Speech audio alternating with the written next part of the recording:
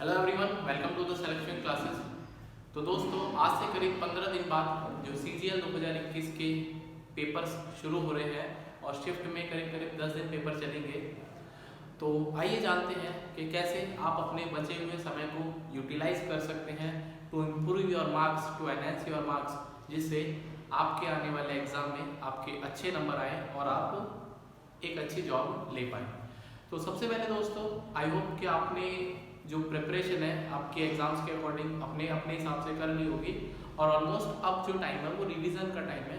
तो लास्ट के 15 दिनों में ऐसा कोई क्रांतिकारी बदलाव तो नहीं हो सकता। यदि आप सोचें कि मुझे कुछ नहीं आता है और मैं सब कुछ सीख लूँ, तो that is far from the reality. तो ये तो आप भूल जाइए। सिर्फ उन्हीं बच्चों के लिए ये इंपॉर्टेंट बातें हैं जिन्होंने पढ़ रखी हैं चीज़ों को और सिर्फ अब उनको रिवाइज करना है। तो सबसे पहले दोस्तों, यदि हम स्ट्रेटेजी की बात करें तो आपको पर डे एक मॉक पेपर जरूर से लगाना है। वो मॉक पेपर आप ऑफलाइन मोड में लगाइए चाहे ऑनलाइन मोड में लगाइए, आपकी मर्जी है। ऑफलाइन मोड का मतलब ये है कि आप कहीं से प्रिंट आउट ले लीजिए क्वेश्चन पेपर्स का और उसको घड़ी से 1 घंटा लगा के आप उसको सेट करिए और उसके बाद अपना जो है बेस्ट उसमें देने की कोशिश करिए और डोंट चीट योरसेल्फ, बिकॉज हो सकता है आपको लगेगा यार कोई नहीं देख रहा है तो मैं इसका आंसर देख लेता हूँ, फिर अपने मार्क्स एनालाइज करूँगा। तो दोस्तों, आप दुनिया में सबको धोखा दे सकते हैं, तो अपने आप को नहीं धोखा दे सकते। तो जो भी आप करें ईमानदारी के साथ में करें, घड़ी लगा के करें यदि आप ऑफलाइन कर रहे हैं, और ये सोच के करें कि मेरा लास्ट अटेम्प्ट है, एग्जामिनेशन हॉल में मैं बैठा हूँ और मैं जो भी करूँगा अपनी ईमानदारी के साथ में करूँगा। और जब आपका क्वेश्चन पेपर पूरा हो जाए तो आप उसके बाद आंसर चेक करिए और देखिए कि आपके कितने मार्क्स आ रहे हैं। ना सिर्फ मार्क्स आ रहे हैं दोस्तों, उसके बाद जो आपकी चीज़ें गलत हो रही हैं उसको एनालाइज करने की कोशिश करिए और उसके ऊपर काम करिए। यदि आप ऑनलाइन लगा रहे हैं पेपर तो फिर तो कोई प्रॉब्लम नहीं है, क्योंकि घड़ी वगैरह सब लोग वहाँ पे सेट होती है और आपके पास एनालिसिस के भी बहुत सारे टूल्स वहाँ मिलते हैं। तो आप ऑफलाइन लगाइए, ऑनलाइन लगाइए, आपकी मर्जी है। कोई भी एक टेस्ट सीरीज़ आप ज्वाइन कर सकते हैं। यदि हम ऑनलाइन की बात करें तो मेरे हिसाब से टेक्स्ट बुक है, आप उसको ले लीजिए। टेक्स्ट बुक की एक सीरीज़ ले लीजिए, टेस्ट सीरीज़, और आप कम से कम 15 दिन में हो सके तो डेली यदि आपका पोटेंशियल है और आपके पास टाइम की अवेलेबिलिटी है तो आप 2 मॉक पेपर भी लगा सकते हैं, वरना एक मॉक पेपर तो आपको लगाना ही लगाना है। ये तो दोस्तों मॉक पेपर की बात हुई, क्योंकि मॉक पेपर से फ़ायदा क्या होगा कि सारे सब्जेक्ट एक साथ आप क्वेश्चन सॉल्व कर रहे होंगे तो आपको एक बेसिक आइडिया हो जाएगा कि आप कितने पानी में हैं। दूसरी बात दोस्तों, सब्जेक्ट वाइज हम बात करते हैं तो रीजनिंग दोस्तों ऐसा कोई इंपॉर्टेंट मतलब ऐसा कोई हार्ड नहीं होता है SSC में, तो आपको उस पर ज़्यादा काम करने की ज़रूरत नहीं है। जो आपने सीखा है रीजनिंग में आप उसी को थोड़ा सा हल्का फुल्का रिवाइज करते रहिए, उसमें कुछ नया करने की ज़रूरत नहीं है। और रीजनिंग यदि आप लास्ट मोमेंट में ना भी पढ़ेंगे तब भी आपके उतने ही नंबर आने वाले हैं जितने बाकी बच्चों के आ जाएंगे, क्योंकि ऑन एन एवरेज रीजनिंग में जो बच्चा है वो 21-22 सवाल सही कर देता है SSC की हम बात करें। दूसरा दोस्तों सब्जेक्ट होता है, यदि हम देखेंगे तो GS की बात करते हैं। तो GS दोस्तों जितना आपके लिए टफ लगता है उतना ही दूसरे बच्चों के लिए टफ है, या फिर जितना आपको आसान लगता है उतना ही दूसरे बच्चों के लिए आसान होता है। ये डिपेंड करता है आपको GS में कॉन्फिडेंस कितना है, क्योंकि GS का दोस्तों इतना सिलेबस वास्ट है कि no one can study each and every point of the GS। तो आपको GS को दोस्तों जितना आपने पढ़ा है आप ये मान के चलिए उतना ही मोर देन सफिशिएंट है। और अब दोस्तों शॉर्ट यदि आपने नोट्स बनाए हैं तो आप उनको रिवाइज करिए। यूट्यूब वगैरह की वीडियोस देख सकते हैं जहाँ पर कंपाइलेशन होता है SSC या किसी भी एग्ज़ाम के लिए, तो आप उन वीडियोस को देख सकते हैं जहाँ पर 2-4 घंटे में मेडिकल हिस्ट्री और ये सब मतलब पढ़ाया जा रहा है। बहुत सारे चैनल से आप किसी भी चैनल को रिकमेंड कर सकते हैं या फिर देख सकते हैं। दूसरा, यदि आपने अपने बेस्ट नोट्स बनाए हैं तो उससे अच्छा तो कोई बात ही नहीं है।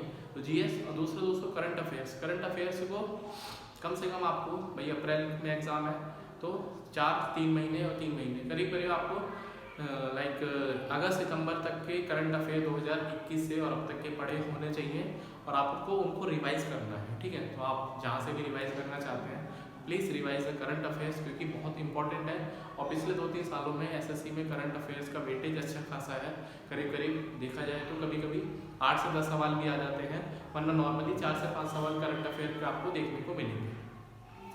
इंग्लिश की यदि हम बात करें तो इंग्लिश में रिपीटेड वोकैबुलरी जनरली आती है SSC में, तो आप जो प्रीवियस ईयर्स के क्वेश्चंस हैं जो कि ऑनलाइन काफ़ी मिल जाएंगे आपको, आप वहाँ से वोकैबुलरी रिवाइज करना शुरू कर दीजिए। वोकैबुलरी में दोस्तों आप वन वर्ड सब्स्टिट्यूशन हो गया, एंटोनिम्स हो गए, सिनोनिम्स हो गए, इडियम फ्रेजेस हो गए, एटलीस्ट आप इनको रिवाइज करना शुरू कर दीजिए, बिकॉज कहीं ना कहीं चीज़ें रिवाइज होती हैं तो आपके लिए बेनिफिशियल होगी और नई भी रिवाइज होंगी तो आपका रिवीजन हो जाएगा, ठीक है। तो आप वोकेबलरी के ऊपर डेली काम करिए, आधा घंटा कम से कम वोकेबलरी को पढ़िए, उसको रिवाइज करिए डेली 10 या 20 एंटोनिम सिनोनिम, 10 हमारे पास इडियम फ्रेजेस हो गए, 10 हमारे पास वन वर्ड सब्स्टिट्यूशन हो गए। डेली एक साइकिल बना लीजिए और आपको रिवाइज करना है। लास्ट में दोस्तों मैथमेटिक्स है, तो मैथमेटिक्स में आपको जितना आपने पढ़ा है उनके शॉर्ट नोट यदि आपने बनाए हैं तो प्लीज़ उनको फॉर्मूलों को रिवाइज करना शुरू कर दीजिए। और दोस्तों मैं फिर बोलता हूँ कि आप जो भी कोई मेथड इम्प्लीमेंट आपने सीखा है उसको आप उसी मेथड से वो कोशिश करा करिए दोस्तों सवाल करने का, क्योंकि ऐसा नहीं है कि प्रैक्टिस तो आप किसी और मेथड से करते हैं बट एग्जाम में आप कुछ और मेथड लगाते हैं। तो ट्राई कि आपको जो भी चीज़ें आती हैं तो आपने सीखा है उसी से लाइक मॉक पेपर में कोशिश करिए सॉल्व करने की, जिससे आपको एक आदत हो जाएगी और ये आपकी जो आदत है वो आपके एग्जाम में आपके नंबर्स इंप्रूव करने की हेल्प करेगी, ठीक है। तो इतनी बात दोस्तों आई थिंक आपको समझ में आई होगी।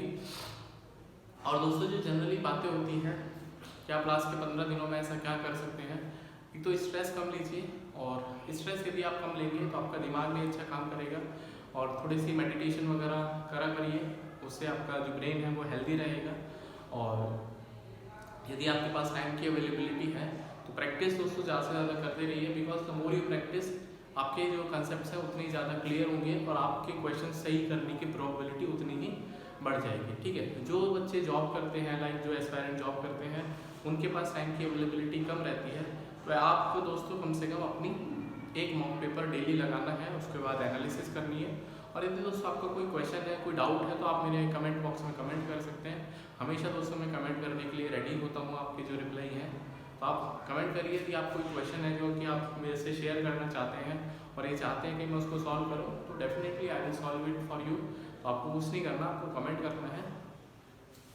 और लास्ट के 15 दिनों में दोस्तों ऐसा कोई मैजिक स्टिक तो है नहीं कि कोई भी टीचर है जो आपके सर पे घुमाएगा और आपके जो नंबर्स हैं वो ड्रास्टिकली इंक्रीज हो जाएंगे। ये एक थोड़ा सा प्रोसीजर होता है, एक्सपोनेंशियली कुछ नहीं होती दोस्तों चीज़ें, things are not going to be change overnight. तो ओवरनाइट कुछ नहीं बदलता, धीरे धीरे टाइम लगता है।